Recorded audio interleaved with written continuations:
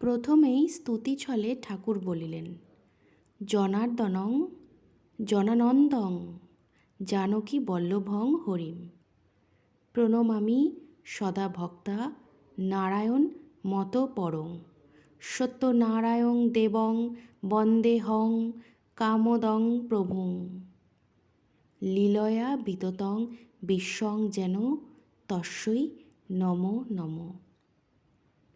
কলির সান্ধ্যযুগে শ্রী শ্রী ঠাকুর সর্বধর্ম সমন্বয়ের যে বাণী প্রচার করিলেন, ইহা দ্বারা দুর্গত লাঞ্ছিত হিন্দুকে পূর্ববঙ্গে এক শুভ বুদ্ধি যোগ দ্বারা রক্ষা করিলেন।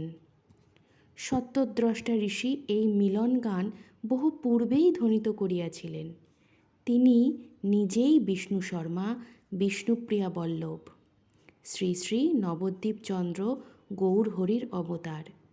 ইহা নিজে গোপন রাখিয়া গেলেন তাহার নিজ লেখনীতে। নিজের কীর্তন তিনি নিজেই রচিয়া গেলেন। তাহাকে প্রকাশ বা প্রচার করার প্রয়াস বৃথা।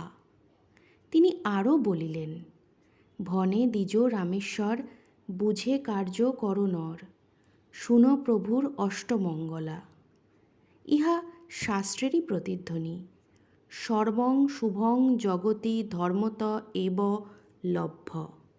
এই জগতে একমাত্র ধর্মকার্যই শুভ লাভ হইয়া থাকে।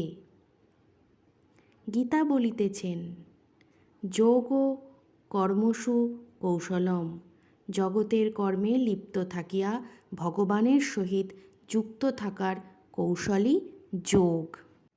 প্রত্যেক মহাপুরুষেরই ভগবৎ ভজনের বৈশিষ্ট্য ও পৃথক কর্মধারা আছে।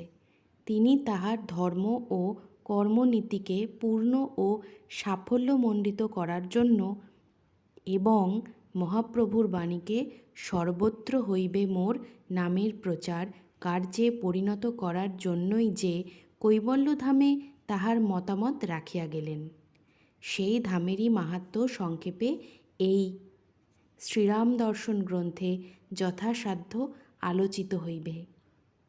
ভক্ত চিন্তাহরণ মুখোপাধ্যায়ের রামামৃত সাধন বিজ্ঞানের লেখনীর সঙ্গে ঐকতান মিলাইয়া এই অধমও আবার ঘোষণা করিতেছে, যথা, এই আশ্রম মাহাত্ম্যে যাহাদের শ্রদ্ধা হইবে, তাহারাই এই দিব্যদৃষ্টিসম্পন্ন মহামানবকে তাহার উপদেশ অনুযায়ী অনুশীলন দ্বারা, চেষ্টা দ্বারা, সাধনার দ্বারা বুঝিতে সমর্থ হইবেন, সন্দেহ নাই। ইহাকে বুঝিতে চেষ্টা করা সাধনা।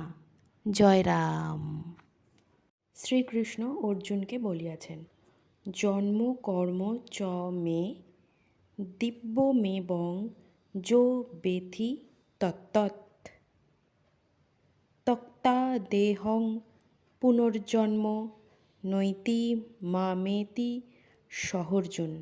অর্থাৎ, হে অর্জুন, আমার এই দিব্য জন্ম ও কর্ম যিনি তত্ত্বৎ জানেন, তিনি দেহত্যাগ করিয়া পুনরায় আর জন্মলাভ করেন না, কারণ তিনি আমাকেই প্রাপ্ত হন। শ্রী শ্রী রাম ঠাকুরের বাণী তাহার জীবনী, তাহার উপদেশী দৃষ্টান্ত এবং এই কৈবল্যধামই তাহার জীবন এবং প্রাণ। তাই তিনি বলিয়াছেন, ওই আশ্রমে আমার প্রাণ, প্রাণেরই ঈশ্বর, শ্রী সম্পদ, ভগবানের স্বরূপাদি, শ্রী গুরুদেবের পরমানন্দ সাধ্য আত্মাশক্তি ইত্যাদি নিত্য বিরাজ করিতেছেন। তাই কৈবল্যধাম সম্বন্ধে কিছু আলোচনা ভক্তমাত্রেরই অবশ্য কর্তব্য। এই প্রবন্ধ এবং শ্রীরাম দর্শন নামক প্রবন্ধ, এই দুই প্রবন্ধ অনুধাবন করিলে শ্রী শ্রী রাম ঠাকুরের অবতারত্বের কিছুটা আভাস পাওয়া যাইবে। তিনিই কৈবল্যনাথ।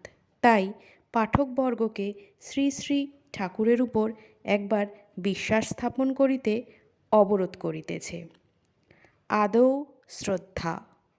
শ্রদ্ধা হইলেই ঠাকুরের বহু মহিমা অবগত হইতে পারিবেন। শ্রী ভগবানের বিশেষ কৃপা না হইলে তাহাকে ঈশ্বরের অবতার বলিয়া অনুমান করিয়া নেওয়া সুকঠিন। তাই গোপীনাথ আচার্য সার্বভৌমকে বলিয়াছেন, যদ্যপি জগৎগুরু তুমি শাস্ত্রজ্ঞানবান, পৃথিবীতে নাহি পণ্ডিত তোমার সমান, ঈশ্বরের কৃপালেশ নাহিক তোমাতে, অতএব ঈশ্বর তত্ত্ব না পারো জানিতে। চৈতন্য চরিতামৃত। ঈশ্বরের অপার কৃপায় অতি অল্প সময়ের মধ্যে নৈয়ায়িক সার্বভৌম ভট্টাচার্য শ্রী শ্রী গৌর ভগবানের শ্রীচরণে আশ্রয় গ্রহণ করিলেন এবং গলদশ্রু নয়নে ভক্তিভরে শত শ্লোক দিয়া তাহার স্তুতি করিলেন। ঈশ্বরের মহিমা ও কৃপা না হইলে তাহাকে জানা বা তাহার অবতারকে চিনিয়া লওয়া যুগ যুগান্তরের সাধনা সাপেক্ষ। কলৌষ সর্বোত্তমং ধাম সর্বপাপ প্রণাশনম কৈবল্যং লভতে যস্যাত্মসাং কৈবল্য সঙ্গতি তম। তত্রাস্তি বিগ্রহ শ্রীমান রামচন্দ্রস্য বিশ্রুত সর্বানুগ্রাহক শান্ত সুরাসুরৈশ্চ পূজিত। জীবের উদ্ধারের জন্য শ্রী ভগবান যখন ধরাধামে অবতীর্ণ হন তখন শ্রী ভগবানের অবতারস্তব সূচিত হয়। জয় রাম জয় রাম।